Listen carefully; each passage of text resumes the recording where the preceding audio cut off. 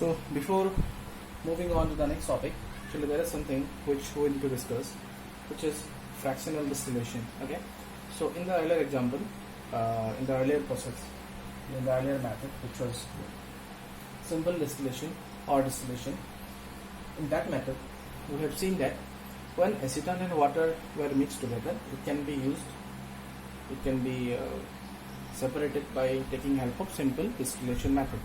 That means when acetone and water were mixed together by using simple distillation method, which was the earlier method, can be used to separate acetone and water, because the temperature difference or the boiling point difference in acetone and water was more than 30 degrees Celsius. Boiling point of acetone is 56 degrees Celsius and boiling point of water was 100 degrees Celsius. So the difference is more than 30 degrees Celsius.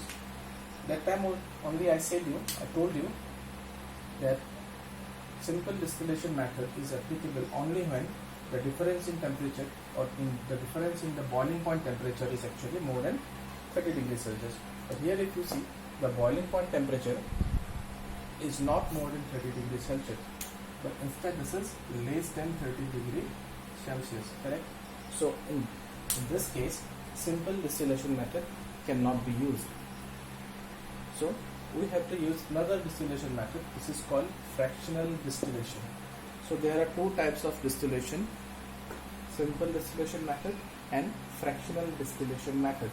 Simple distillation method can be used when the two mixing liquid has a difference of boiling point more than 30 degrees Celsius, and fractional distillation method is used when the mixing liquid has a boiling point difference less than 30 degrees Celsius. And this is exactly the same condition where we cannot use simple distillation, but we have to use fractional distillation, because here if you see, the boiling point temperature between acetone and methanol is only 9 degrees Celsius. So this particular setup is called fractional distillation. So if you observe closely, then you will see that this part is the main difference. This is the fractionation column, or this is the column which was absent in the earlier example. This is called the fractional column.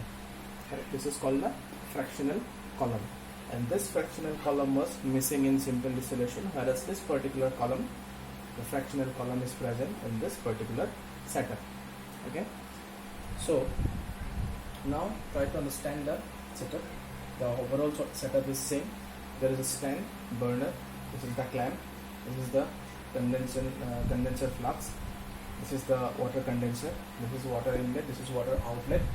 There is a temperature in order to measure the temperature. This is the fractional column, and this is the beaker where you will get the required component. Okay, so the main difference is this part, fractional column. So what this fractional column is actually all about? So this fractional column is the area, is the path through which the vapor will travel. So in this fractional column there are some glass beads, some small glass beads, and this glass beads actually works as some obstruction, some disturbance to the vapor. And how it works actually? So now you see, in this mixture we have acetone and methanol. The boiling point of acetone is less and boiling point of methanol is more. Although this is not very high, not a very huge difference, but still methanol has a higher boiling point.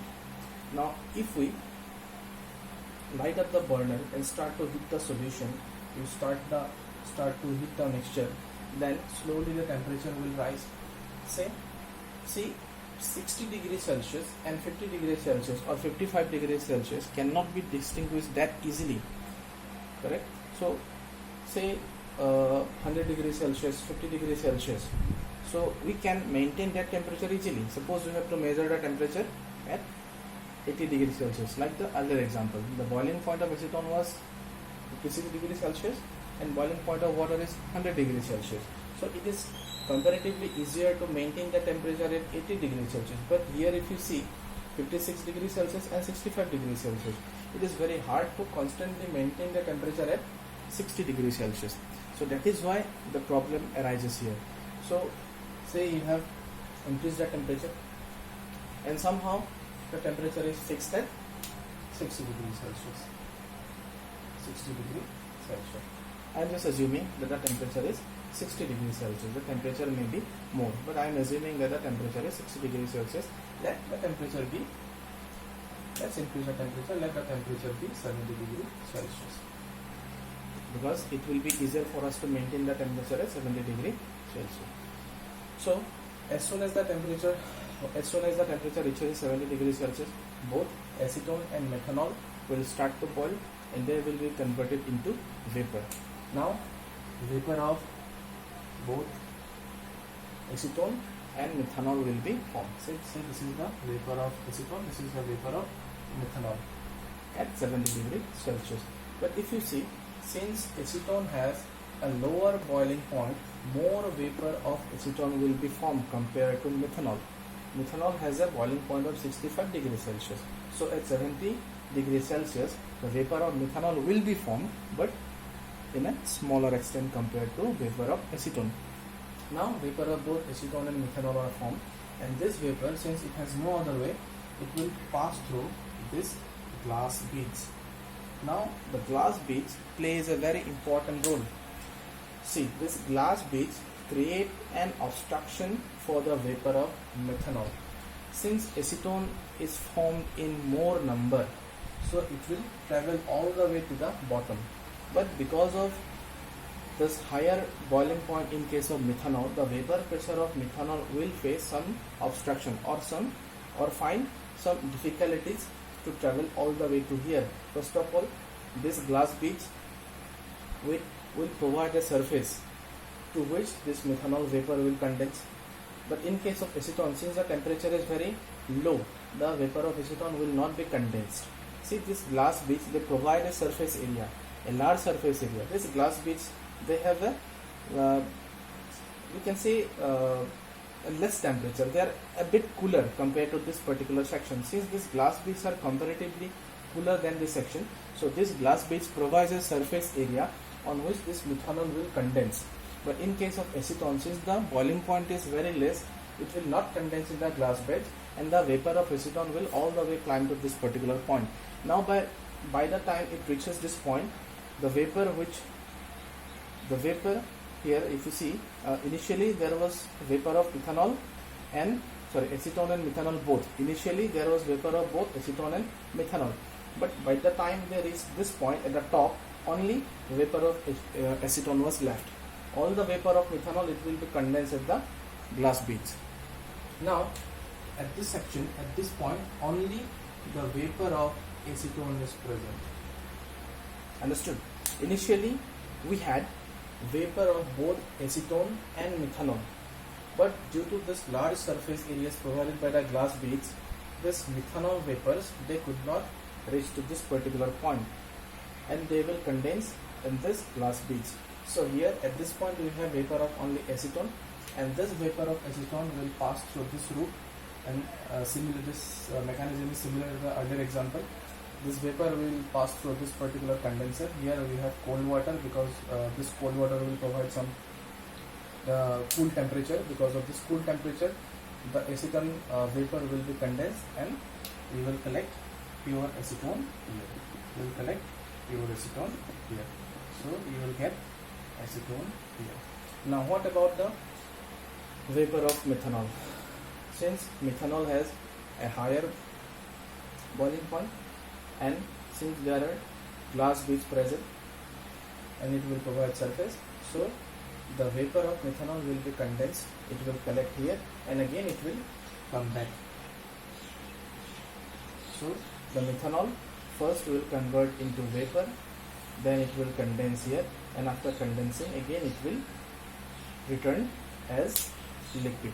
So this methanol will stay in the flux itself and you will get pure acetone here. After collecting the acetone, you can take out the beaker and use a fresh beaker in which you can collect the methanol. Correct? So if in this container, if there are some solid impurities. Say there are some sands here, or say some other impurities here. Then we have to continue the reaction. We have to continue the process until all the methanol here is converted into vapor and all are condensed here. So this is fractional distillation. So fractional distillation, is a widely used process, is a widely used method which is used in the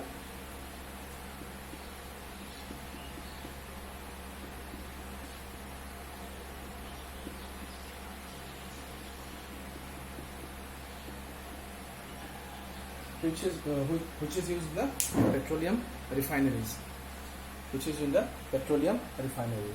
You know that petrol, diesel, kerosene, these all hydrocarbons are obtained from crude oil. These are all obtained from crude oil. So this particular method is used to separate the different components of hydrocarbon from the crude oil using the same technique. Although the setup is a bit different, but the process is same. The principle is same. So how fractional distillation is used to separate the components from the crude oil, I will send you a photograph in the group itself. You can see there.